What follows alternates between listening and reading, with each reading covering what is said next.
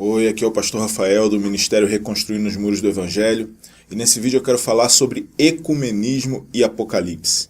Muito se fala, muita gente me pede para falar sobre esse tema, então vamos lá, vamos falar.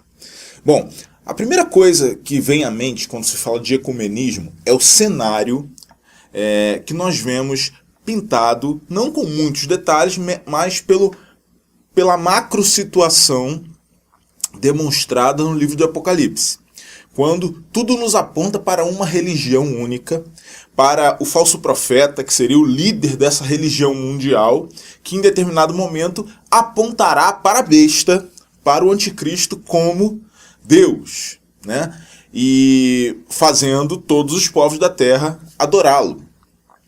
Essa figura desse falso profeta, certamente, ou pelo menos conjecturamos que sim, terá uma estrutura, um sistema de crenças no qual se baseia para apontar para a besta como Deus, né? A ponto dela ser adorada como Deus. Então, esse é o problema, essa é a complicação principal, tá? Não é a única, mas é a complicação principal que correlaciona ecumenismo com Apocalipse, que é o tema desse vídeo. Bom, então vamos separar uma coisa muito bem separada aqui. Ecumenismo. Toda vez que você vê alguma coisa que termina com ismo, você está sistematizando algo. Por exemplo, cristão, um culto cristão, ser cristão é uma coisa. Cristão, o significado literal é como se fosse pequenos cristos, seguidores de Cristo, o único Cristo. Agora, cristianismo foi criado lá para depois do século III, com Constantino e a sua decisão de se converter e de tornar o evangelho, o cristianismo, que na verdade ele estava criando ali como religião oficial. Então um sistema de crenças, tá? Agrupado, com regras, com diretrizes, com uma teologia determinada, o que pode, o que não pode, como é que funciona, como é que não funciona. Isso é o cristianismo. Isso é uma sistematização do que é ser cristão. Então, separamos uma coisa da outra, tá? A religião, o que é a religião? A religação. A verdadeira religião é Jesus. Ele religou, ele é a ponte. A única ponte dos homens, de nós, pecadores, com Deus.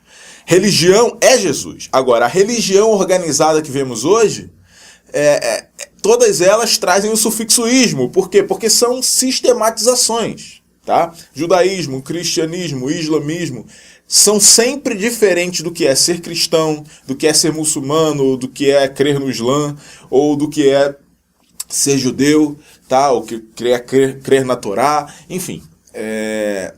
Fazendo essa separação, voltemos para o ecumenismo, tá? Então nós temos de um lado o ecumênico e o ecumenismo, ou desse lado aqui para manter os sistemas do mesmo lado, né? O ecumênico e o ecumenismo. Bom, se eu participar de alguma coisa religiosa, humanamente falando, com alguém que não confessa o evangelho como eu confesso, ou às vezes até que não crê em Cristo, automaticamente eu estou no sistema que daqui a pouco vai proclamar o anticristo como Deus. Automaticamente eu estou quase recebendo a marca da besta, ou até já recebi, como muita gente defende por aí. Calma, irmãos, não é assim. É claro, eu sou contrário até ao cristianismo, essa palavra. Veja bem, não estou dizendo que eu sou contrário ao evangelho, não, tá? O cristianismo, essa palavra de sistematizar o que é ser cristão, colocar Deus naquela bola ali de sistematização e dizer que dali não sai, até isso é um problema. Isso apareceu na igreja depois do século III. Uma coisa é ser cristão, outra coisa é o cristianismo organizado, tá? E se ele existia organizado antes pelos apóstolos, por Paulo, pelos discípulos dos apóstolos, não era da forma que se vê hoje, com a organização sistematizada que nós podemos ver hoje. Se eu sou contrário até a isso em relação ao cristianismo, Como é que pode eu ser favorável ao ecumenismo, que é juntar pessoas que não creem da mesma forma no evangelho, que é um só, que não pode ser mudado, e num sistema de crenças, ou num sistema incomum de crenças, participar de alguma coisa? É óbvio que isso não é interessante, é óbvio que isso é uma cilada, é óbvio que isso é um problema, é óbvio que em algum momento haverá problemas. Tá? A não ser que na soberania de Deus, Deus direcione alguém a participar para depois pregar contrariamente quando já estiver lá dentro, não sei. Enfim, mas de um modo geral, é um problema. Agora, uma celebração ecumênica, por algum motivo qualquer. Por exemplo, há pouco tempo aí ficou muito evidenciado quando um cantor cristão foi até um centro de candomblé, se eu não me engano, não sei se era Umbanda ou candomblé, desculpa. Enfim, e aí, o que aconteceu? Aquele lugar tinha sido destruído por cristãos malucos, tá? Ou pelo menos pessoas habituadas no cristianismo que foram lá destruir tudo, achando que é pela força, esquecendo que o amor é a marca do cristão e esquecendo que principalmente não é por força ou por violência, mas é pelo Espírito. Deveriam pregar o evangelho, que às vezes nem conhecem, muito provavelmente não conhecem como é que vão pregar, né? Conhecem o sistema do cristianismo, mas não conhecem o evangelho. Aí vão lá e destroem, dando um testemunho desse em nome de Jesus, um lugar. Cometem crime em nome de Jesus. Óbvio, quando o crime for pregar a Jesus, viver o evangelho, a gente comete o crime com o maior prazer. Agora, cometer um crime que até Deus condena, até o evangelho condena, que é não amar ao próximo, que é tentar fazer as coisas por força, converter as pessoas a pulso, é claro que está errado. E aí juntaram-se lá pessoas, igrejas, e deram ofertas para se reconstruir aquele lugar. Tá, isso é uma outra discussão. Como igreja dar oferta para reconstruir um templo pagão, né? Um templo onde são adorados, não tenho medo de dizer, falsos deuses, orixás, caboclos, guias, com todo respeito em quem crê neles, para mim, são espíritos imundos, são demônios, são anjos caídos, e temos que ter liberdade para falar isso, tá? E eu estou falando aqui mais uma vez, mas com todo respeito, sem o oba-oba de ridicularização da fé dos outros que nós vemos por aí muitas vezes. Então se juntaram, esse é um outro assunto, se deveria ou não ter se juntado, para fazer a oferta. Aí, enfim. E aí foram entregar essa oferta lá para que fosse reconstruído o lugar. Até aí, estar ali presente, estar junto com pessoas não é pecado. Tá? Cantar ali não é pecado. Tá? Falar ali, se você for falar do evangelho genuíno, não é pecado. O problema... Tá, eu também não estou aqui para selar pecado em cima dos outros, muito menos julgar o que está acontecendo, o que o outro faz com Deus ou não. Agora, eu acho que o problema, até agora trazendo para um modo geral e tirando daquele exemplo, mas como se fosse qualquer outra situação parecida, o ideal é que quando um culto começasse, e aí quando você começa um culto e mistura o santo Deus, o santo evangelho, o altíssimo evangelho, o santo nome de Jesus, com coisas pagãs, aí começa o problema. Aí o meu coração de cristão não pode aceitar. Não pode misturar, eu não posso concordar de estar junto naquele culto, naquela celebração, e concordar que cânticos a supostos orixás, que são na verdade espíritos enganadores, que eu sei que são, estão sendo cantados e eu estou ali no meio daquela celebração. Isso é um problema. Isso sim é a base para o que está começando a ser montado, ou que já começou a ser montado, que creio eu culminará na marca da besta, culminará na religião única mundial e culminará no falso profeta apontando para o anticristo como Deus. Agora, de um outro lado, uma celebração, ou alguém que vá cantar, por exemplo. Um músico cristão vai cantar em algum lugar. E aí ele canta, ele passa a mensagem do evangelho, ele canta a música dele, ó, e aí já é um outro assunto, né? As músicas que se cantam hoje, muito poucas estão baseadas no evangelho ou se cantam as escrituras, né? Mas vamos dizer que seja um músico que realmente cante as escrituras, que passe a mensagem dele na música, que fale do evangelho quando tiver oportunidade. Se naquele programa outras pessoas falarem de outras coisas, outros deuses, outros tipos de outras visões de cristianismo, e ele ficar quieto no canto dele lá, ele foi lá e fez a parte dele. Agora ele vai lá e canta junto uma música ecumênica. Se os outros vierem cantar junto a música dele, posso fazer nada. Que cantem, aí a importância da música, que a música seja correta, seja baseada na escritura, porque aí as pessoas vão ser impactadas pelo evangelho, não pelo um lalala que é bem produzido, que é o que nós vemos por aí muitas vezes. Agora, se vai cantar música dos outros, que não é evangelho verdadeiro, ou que vai ficar naquele monte de mensagem lá, e fulano, e sabe, glorificando ídolos, ou então, e aí ele junto lá, colocando Deus na mesma bandeja, colocando o Altíssimo na mesma bandeja de outros deuses, que não são deuses. Aí complica.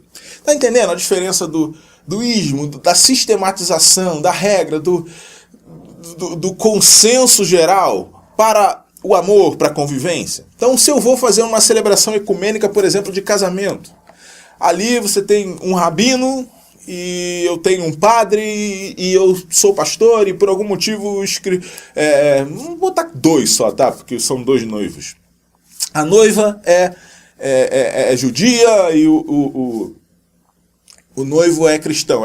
O jugo desigual, pastor. Eu não vou entrar nesse detalhe, que é outro assunto. Mas vamos dizer que isso aconteça, tá?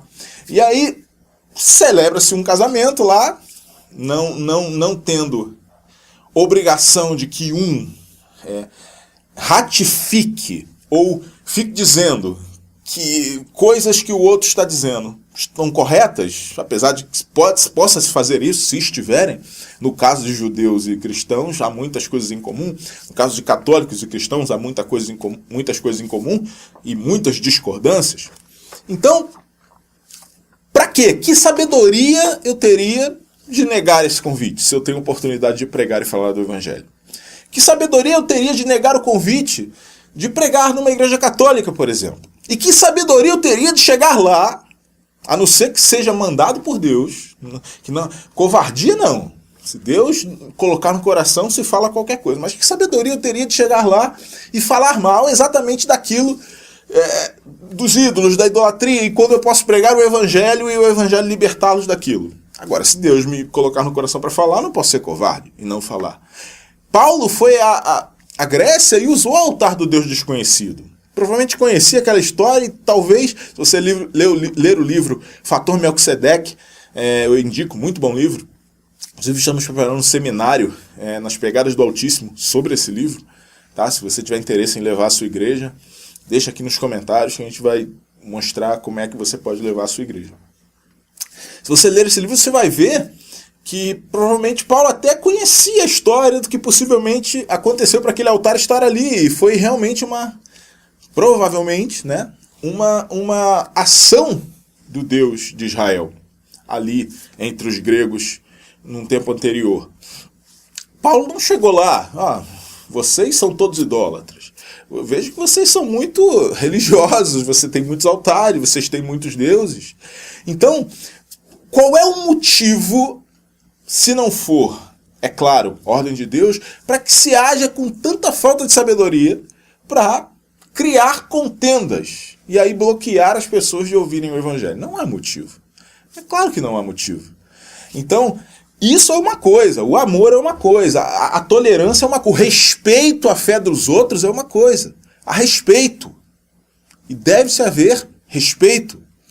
Esse respeito não pode me tornar covarde de não pregar o evangelho, de não falar a verdade. Agora, com respeito. E isso é uma coisa. Querem chamar isso de ecumenismo?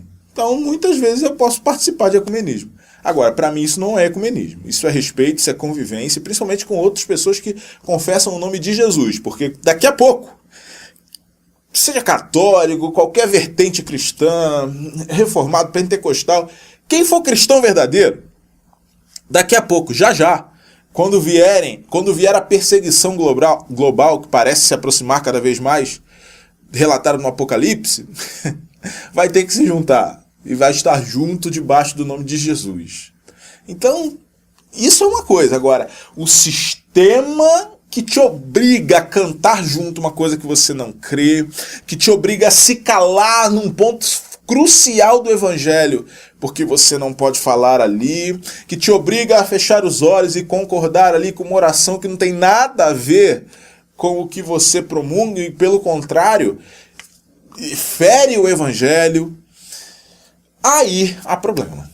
Tá? Então aí a sistematização começa e o ecumenismo, sim, coloca os pezinhos lá no Apocalipse e certamente vai dar na marca da besta. E para terminar, eu quero falar sobre essa marca da besta. Então alguém participou do culto ecumênico, já tem a marca da besta. Querido, a marca da besta, vai ser o chip, vai ser a tatuagem, vai ser... Eu tenho até a minha opinião e não vou dar aqui porque não é o assunto do vídeo. Então vai ficar grande demais.